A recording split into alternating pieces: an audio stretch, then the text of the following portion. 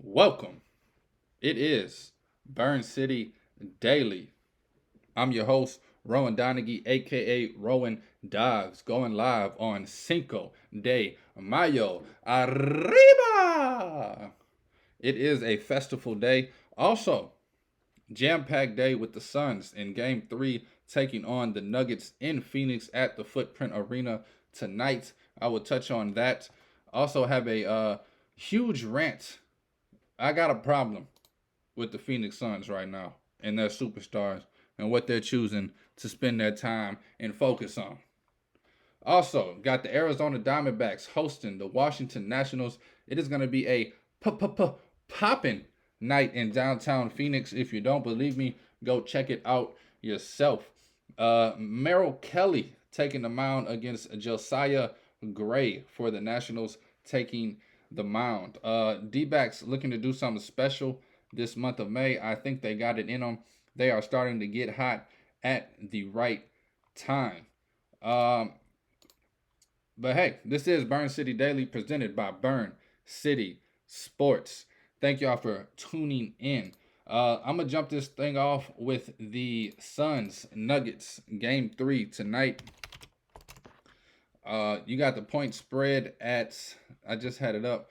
It was 3.5 the other day. I told you it'd get to 4.5 by the time the game starts. And by golly, right now it is 4 and a hook favorited to the Suns at home.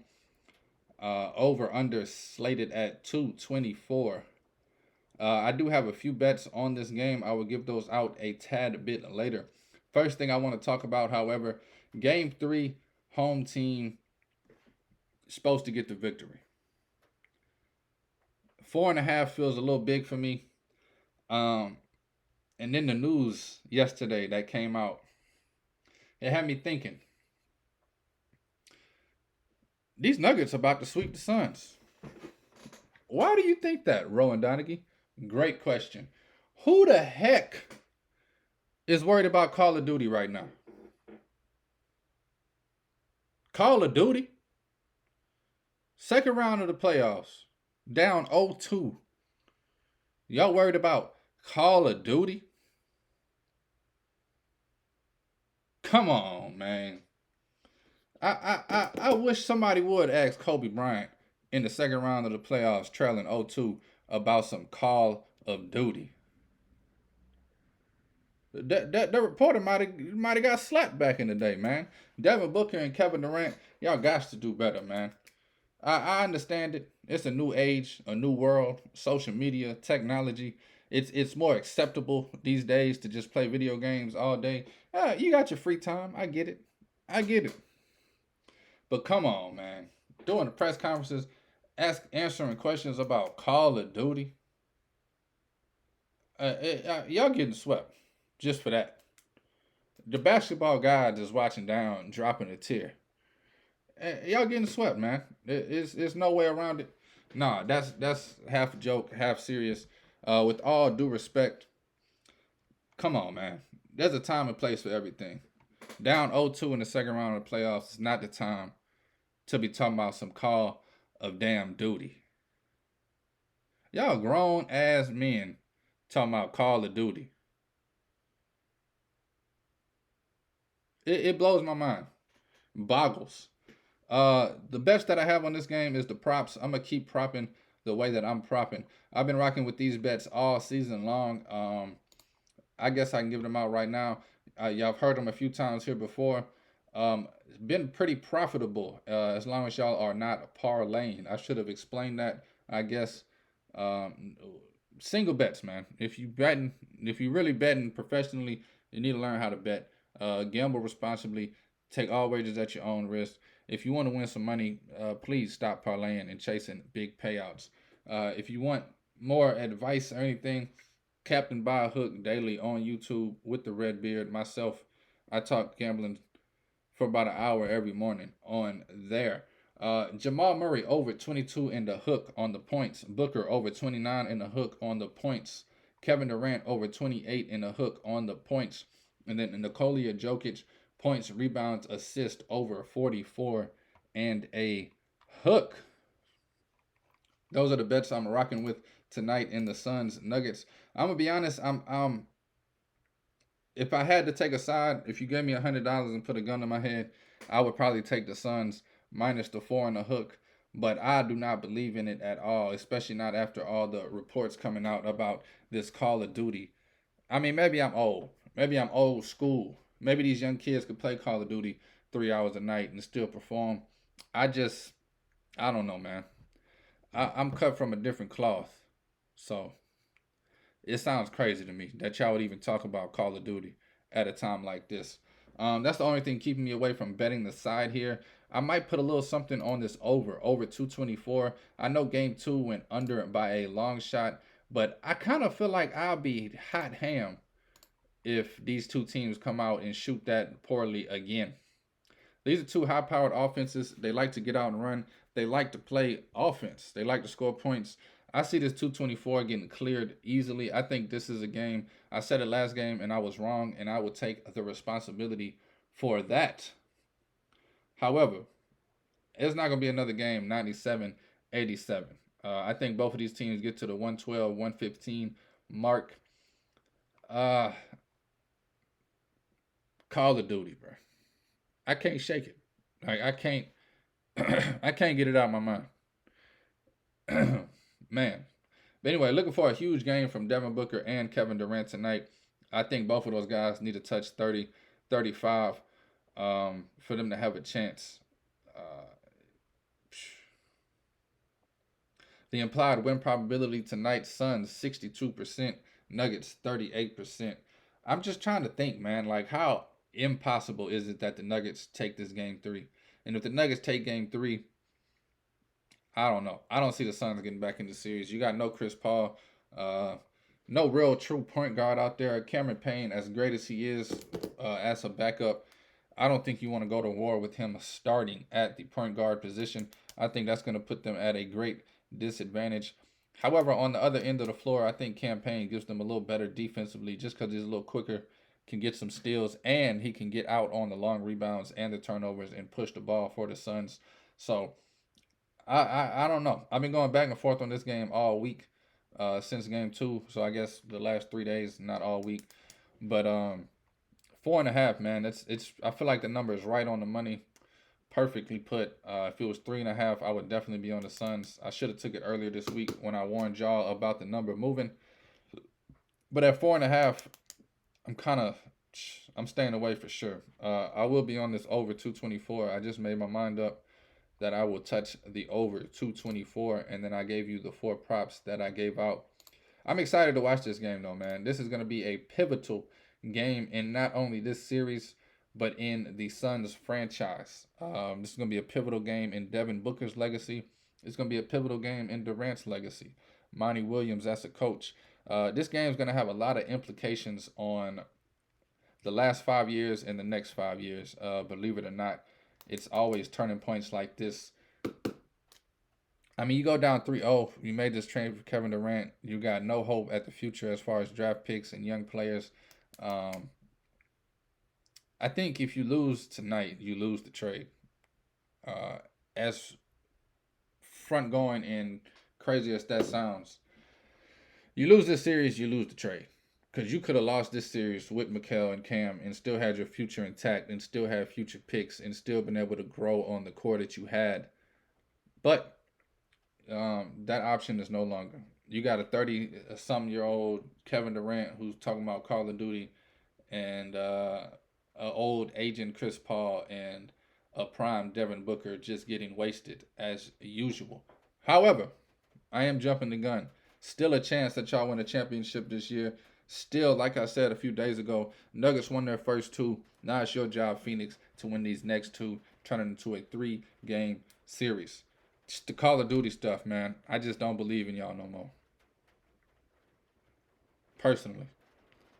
But I will be rooting for you. Go, Suns, go! This is Burn City Daily. Moving on to the Diamond, baby. Got a special game for you guys tonight. D-backs will be hosting the Nationals. Josiah Gray will take the mound for the Nationals. He is 2-4 on the season, 2.67 ERA, 31 Ks. He will be going up against the veteran, a right-hander, Merrill Kelly, who so far this season is 2-3 with a 3.06 ERA and 30 strikeouts of his own. Those numbers are not indicative on how good Merrill Kelly has pitched, especially in his last two starts. I look for Merrill Kelly to come out tonight and drop a gem, an absolute gem, going 5 or 6 innings, only giving up one or less run. The problem Merrill Kelly has always had in his career is that Torey Lovullo trusts him a little too much. He would throw 6 innings scoreless, and then they leave him in for the seventh inning. Next thing you know, 2 runs have scored, and there's 2 runners on with 1 out. And I always feel bad for Kelly because I'm like, man, just 10 pitches too long. They left you in the game, bro. That's kind of the story with him. I am on the Diamondbacks tonight. I'm going to get a little greedy. Give me the run line on the Diamondbacks, which means they have to win by 2 or more runs, minus 1.5. Diamondbacks plus 106. That's the bet that I am on. If you really want to get greedy, you can jump on the first 5 or the first 3. I think getting the Diamondbacks first 5 innings, I think it's, sorry, I'm pulling it up right now. You can get Diamondbacks first 5, minus 1.5. I don't really like that. I wish it was minus a hook. But you can get the Diamondbacks plus 132 on the run line first 5. I'm going to stick to the full game run line. I think the Diamondbacks get out there and put some runs on these Nationals. And I trust Kelly to get through 6 and hold them down. And I like the rest. We've had a lot of rest this week. We've been off on a Monday. We was off yesterday. Only had the 2 games against the Rangers in the middle of the week. So I think the bullpen will be fresh enough to come out and shut them down for 3 or 4 innings, whatever is needed in the late innings of the game. Nationals also kind of been hot lately. I think they got all their winning out of the way, taking on the Mets earlier this week. So I'm all over the Diamondbacks with this tonight and in the series. I think Diamondbacks get the series win. I'm not going to say they sweep them and get ahead of myself, but I'm feeling good about the Diamondbacks this week. I'm feeling good about the Diamondbacks all month. If you look at their schedule moving forward, they have one of the most favorable schedules over the next month, month and a half. After they do this 3-game skid with the Nationals, they go take on 3 games against the Marlins, who have, in their own right, been playing above their expectations. Still struggling, though, as a franchise. After those 3 with the Marlins, they will be taking on 4 against the division foe, the Giants, who always play us tough. I think the Diamondbacks have the better team this season than the Giants, and I think this series will be the perfect chance to show it. Playing 4 games against them. After that, we have the Athletics. So you're going from Nationals, Marlins, Giants to the Athletics over the next 17 days. Should be a lot of victories. Knock on wood, hopefully I don't jinx it. Diamondbacks should be rolling the next 2 to 3 weeks, and then they run into the Pirates, Phillies, and Red Sox. All 3 of those will be some tough series. Red Sox, one of the highest scoring, best offensive teams in the league. We all know what the Phillies did last season. And if you're not aware, the Pirates, the Pirates are in first place of their division, having an excellent start to the season. To end May, we go against the Rockies for 4 games, and then to start June off against the Braves. So definitely looking for the Diamondbacks to have a great month of May, going to June, rocking and rolling. I think they have the talent to do it. They have the lenient schedule to do it. I think this is the month where the Diamondbacks can get ahead in the NL West, and by ahead, I mean keep pace with the Dodgers and the Padres, and maybe get a little bit of a lead. Dodgers 8-2 over their last 10. Now have a 1.5 game lead over the Diamondbacks. Padres right on the Diamondbacks' tail, a half a game behind them.